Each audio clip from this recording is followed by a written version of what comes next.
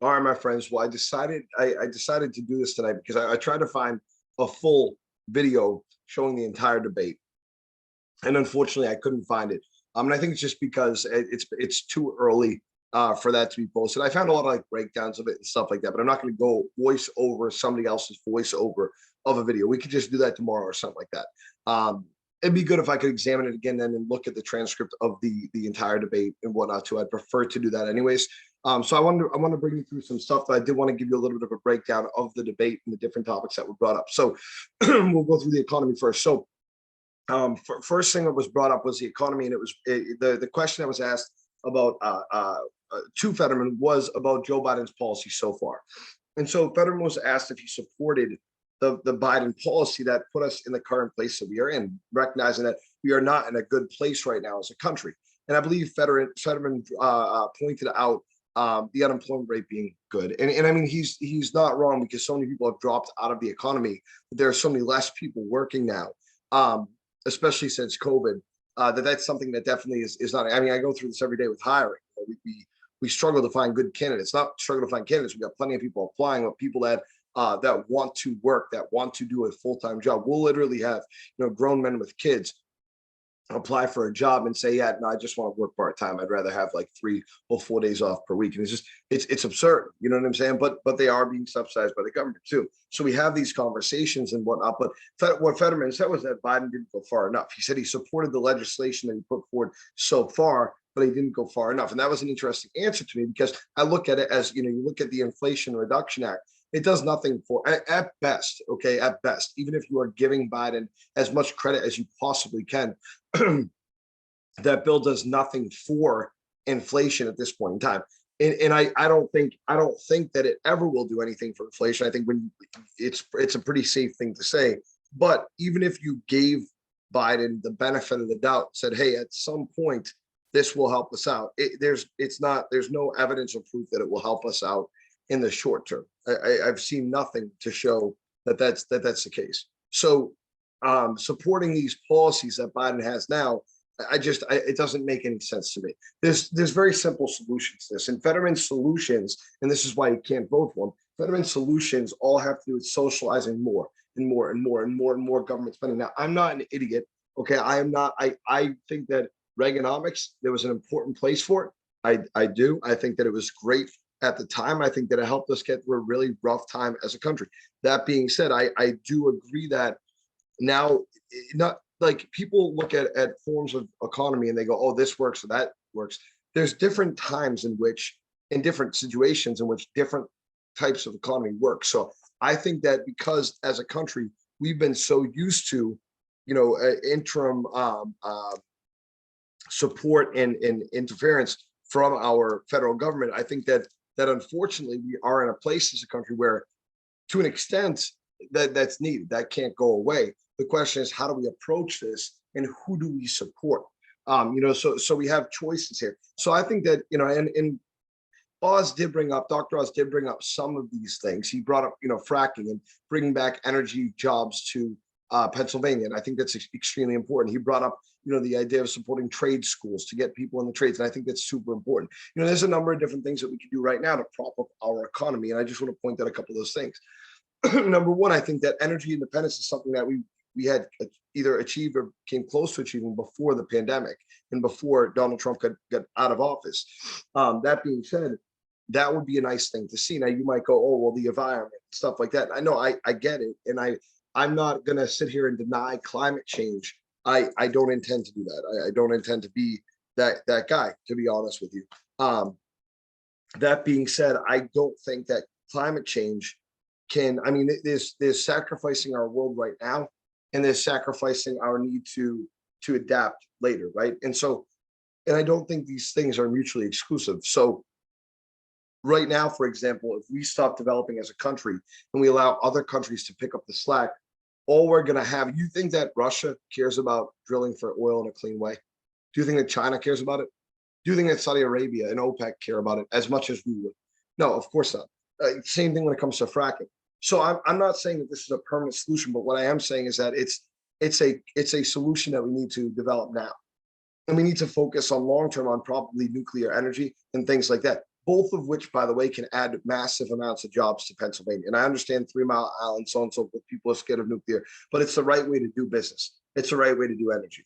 And so, one of the things that we could do in this state and in this country in general is we could build complete pipelines. We could write 10-year contracts with oil companies and refineries to be able to develop in this country. And we can incentivize you. The more people you employ at a higher wage, the less you have to pay in taxes. Let's get the money right directly back to the people.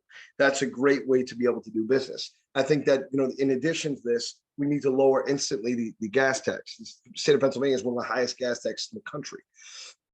So if we focus on all of these things and we say, you know what, I also think that to help support a working economy, most people when they're driving and they're going through tolls, it's because they're going through tolls for work, at least in a state like this. This isn't, a beach state exactly. I would say that we should cut tolls by, 20%, 25% or so temporarily while we're going through this inflation. And I think that we should cut our gas tax by at least 25% too while we're going through, again, this same level of inflation. And so I think that those are two things that we could do to boost our state economy, right now. Okay.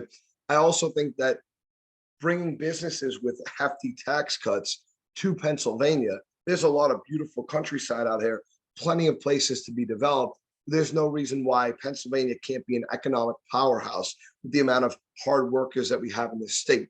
And so I think that I would also, if I was, king of the world here, then I would make sure that I was fighting for tax cuts for businesses that want to come into Pennsylvania to do business. I think that if we build our economy and build ourselves like a Florida or a Texas, then we would do fantastic. We'd be one of the only places in the the east region of the country, the northeast region of the country, that would be doing that. Okay. When you think about the juxtapose that against New York, for example, New York City, there'd be so many businesses that would come over to the eastern part of our state, because of that. Okay. Pittsburgh's also a beautiful city as well.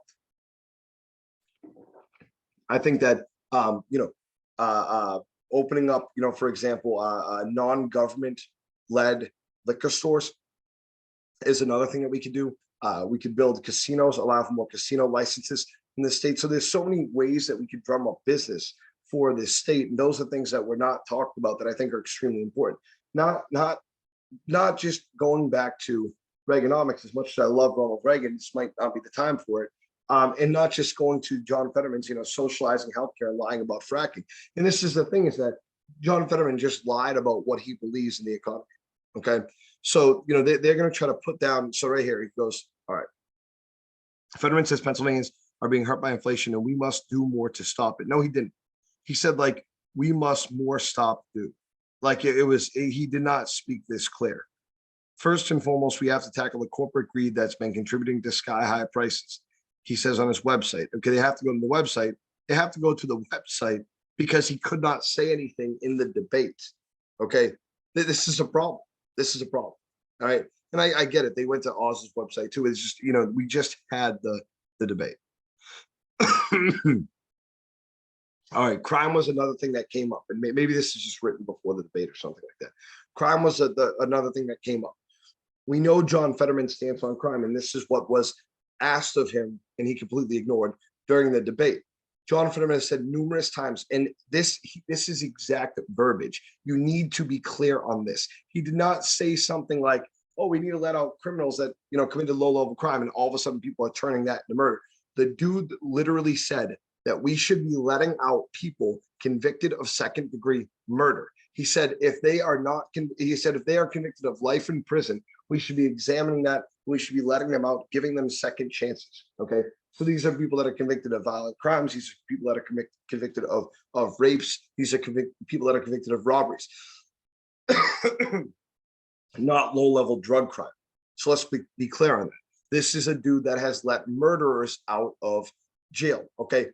The state police foundation or whatever, the state police group, they actually supported left-wing, very far left-wing Josh Shapiro for the gubernatorial race in Pennsylvania, but they supported Dr. Oz. They did not support John Fetterman, who's running basically in the same ticket as him as a Democrat.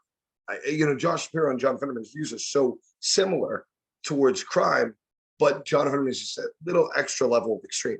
And I mean, he hates the police. It's extremely clear.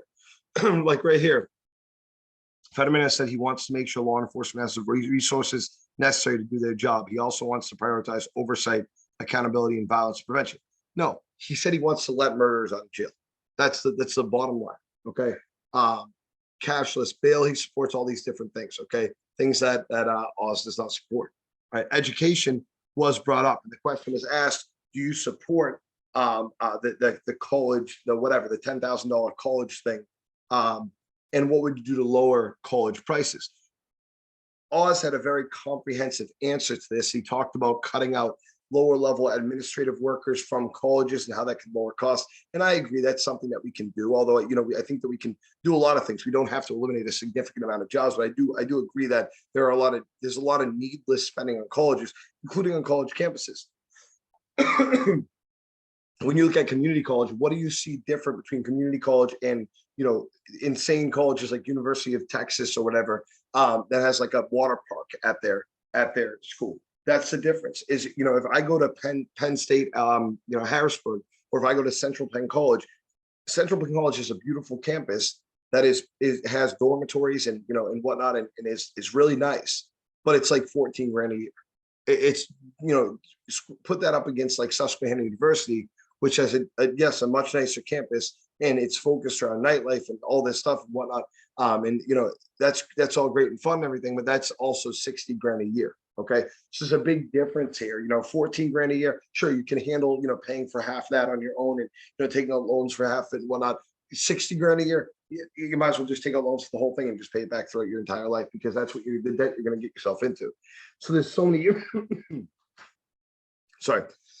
I'm still getting over being sick. There's so many different ways that we could fix these problems without socializing college and things like that. $10,000 does nothing. Okay, now you might go, well, that would help me out in this, that. No, I get it, right? You can look at your personal finances and go, $10,000 or for Pell Grants, $20,000 can help me out. And I get that. I'm not saying it doesn't help anybody out 100%. What I'm saying is that you're taking from taxpayers and you're giving it to other people that decided to go to school. Okay, that being said, it doesn't solve any problems at all. Okay, like it really doesn't solve any problems. As a matter of fact, I would say it just perpetuates issues. It's going to signal to the colleges they can charge more money now because the government's going to take care of the bill. That's a problem. Okay, so Dr. Oz, Fetterman's put out ads saying that Oz wants to eliminate all abortions and that he wants a federal abortion ban and stuff like that. And I was glad that Dr. Oz stuck up for himself here, because Dr. Oz does not want that. Dr. Oz is pretty new to a pro-life stance, I believe. And what Dr. Oz stated was that he supports zero federal legislation surrounding abortion, which I think is good. So he does not support Roe v. Wade. I thought he gave an honest answer. He said that there should be exceptions in the case of rape and death of the mother, which I thought was very good. And he said that he supports some level of waiting for abortion will be legal for a certain period of time. Okay, but ultimately the most important thing is that he said that it should be up to the states, and so the state Senate would figure that out. It wouldn't be up to federal government to figure that out. John Fetterman, on the other hand, lied blatantly. Okay, he had said in years prior, he had said in the primary debate that he thought that abortion should be legal essentially up until birth. That he thought, as a matter of fact, he said that he thought that the federal government should step in and require abortion to be allowed till birth. And then he tried to lie and backtrack because in the general election you have to be less extreme. So he tried to say that that's not what he said and that he supports Roe v. Wade. That's all he supports. He supports Roe v. Wade, but that's just not true. Okay, so all of these Democrat politicians, if you look up what they are saying, they all have this same narrative. All of them do. I believe this is a choice between a woman and a doctor. All of them do. So what they are saying then, because they've been asked questions like, do you support any bans on abortion? So at 30 weeks, at 25 weeks, at whatever. And all of them, without exception, that I've seen anyways, say the same thing. I believe that's between a woman and a doctor. So no, they don't. They think babies should be able to be ripped apart limb by limb up until birth. It's messed up. I mean, you have to admit, as even if you are pro choice, I mean, do you really go that? Do you really go that far? Okay, it's pretty sick. Okay, in fracking, John Fetterman has straight up said in the past that he does not support fracking. Right here, he said in 2018. Okay, I don't support fracking at all. I never have. Straight up in an interview, I don't support fracking at all, at all, at all, at all. This dude straight up lied and said he has always supported fracking. I have always supported fracking, he said. How can you trust a man that will lie that intently, that straight up? It's insane. Now they pressed Oz on fracking too, because in 2014, I'm just being transparent. Oz wrote an article saying that he would not trust fracking until more testing was done on health, effects and so on and so forth. But that was back in 2014, number one, and he didn't say that he didn't support fracking. He said that he would not support fracking until other studies were done. Did he ever get those studies? I don't know, but there's a lot more nuance there than there is with John Fetterman's I have never supported fracking, and now he says I have always supported fracking. The dude is a pathological liar. Just straight up, he's a pathological liar. That won't release. That was the other thing that came up. He won't release his medical records. And rest assured, if they were clear, if he was in good health and good standing, then the dude would release him. Why wouldn't you in that case? Okay, so I just want to be clear on those things. All right, the race is tightening. When you look at it, this is kind of the messed up thing. Is that you look how Pennsylvania's changed over the course of the last number of years. Okay, Rick Santorum won in 2000. Okay, so you can see all these different counties went for Rick Santorum. So I live right around this area. Okay, actually, I guess technically right around this area. Okay, so when you look at a lot of these areas like Cumberland County here usually breaks red, at this point, but Dauphin now usually breaks blue. Okay, that's where the capital is. Okay, York is a mix, but most of this now breaks blue now. Most of it does, and you can see that probably as we go. So there's more red in 2004. Arlen Specter. I didn't live here in 2004, so I don't know. And look at that, 2004, 2006. That's insane. That's an insane difference. 2010, we go back to this, and that's what I like about state politics, is that people typically vote more with what they believe. So we'll see if that's going to happen here. So 2012, you see more blue, okay, more blue, but still a significant amount of red. 2016, you see again, almost all red again, okay. Montgomery County and Delaware County, those are right outside Philadelphia. This is Philadelphia here. I mean, it's pretty clear. Like when you look at it, it's pretty clear that it's become a blue area now. 2018 broke blue all over here. I'm still Dauphin, like I mentioned. Okay, I'm still a little bit surprised at Center County here. I mean, I guess the reason why is because State College, you got Penn State College up there, so that makes more sense. We'll see what it is this year, though. Here's my thing. I strongly suggest that you go out and vote. As you can see here, Election Day is November 8th, because it's 13 days until Election Day. Please watch the full debate. I'm going to have a breakdown of the debate. There's a couple little news pieces I want to go through here in a second. But I would encourage you again to get one person to vote with you and vote for Dr. Oz. Okay. Couple last brief stories I want to go through. Brittany Griner, went to court today in the Russian jail that she's in, and she was looking for an appeal or whatever, and she did not get that appeal. And look, I have no mixed feelings on this at all. I think that we need to bring American citizens home. I don't think that what she did bring a little bit of I think it was stupid, but I don't think that it calls for 9 years in jail. This is why we need to appreciate this country for what it is. Okay. Now, I don't know why Biden hasn't got her out of there yet. There are things that can be done to get her out of there. They can. They can do things. If Donald Trump was president, she would be back home by now. It's just the bottom line. Okay. All right. And the last story I wanted to go through is this Marco Rubio canvasser. This is the way that they stated. Okay. Jezebel is an extremely far left organization, but I picked this on purpose. They rate Marco Rubio, canvas, a notorious white supremacist, was beaten in Miami area. So, guys out campaigning for Rubio and DeSantis. He's a Cuban guy. I guess he's a little bit of an ass, and I'll explain why. But he gets beaten, nearly to death, severely beaten. He has broken orbital bones, a broken jaw. He's getting beaten significantly. Marco Rubio tweets out, and again, he's just supporting a guy who's working on his campaign. He tweets out that that this person was beaten and told Republicans aren't allowed in this neighborhood, and that it was a politically motivated attack or whatever. Leftist media is now trying to disprove that. The reason why I find this important to point out is because they feature this, a notorious white supremacist. They're just slandering this guy. Now you might go, well, he's a white supremacist. Why would I care? Listen, if he truly is, sure, I get why you don't care. To me, he's still a person, okay? And he wasn't out there to spread white supremacy. He was out there campaigning. Now, the rally that he had gone to that they point to was Charlottesville, if you remember that, back in 2017 or 2016. Yeah, 2017, beginning of 2017. Okay. So to me, why couldn't he have changed his views over the course of the last 5 years? It's been 5 years now. Okay. Now, maybe he didn't change his views. Okay. They called him the Cuban Confederate. Okay. Maybe he didn't change his views. Either way, no one deserves to be beaten the way that he was. So I just want to point that out. Okay. I'm not going to make another video tonight. There was one more thing I wanted to mention that I wanted to make a video about, but I'm going to skip that.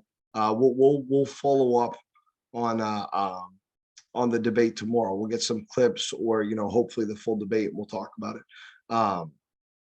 By the way, I just want to point this out too. If anybody's listening to this and they want to debate me, then I'm happy to debate any of these topics that we're going over. Absolutely happy to. So there was one more thing I wanted to go through, man, but it's okay. It's going to have to wait till tomorrow when I have time to think. I got an appointment early in the morning. So I appreciate you guys being with me. Vote for Dr. Oz. Thank you. Have a great night.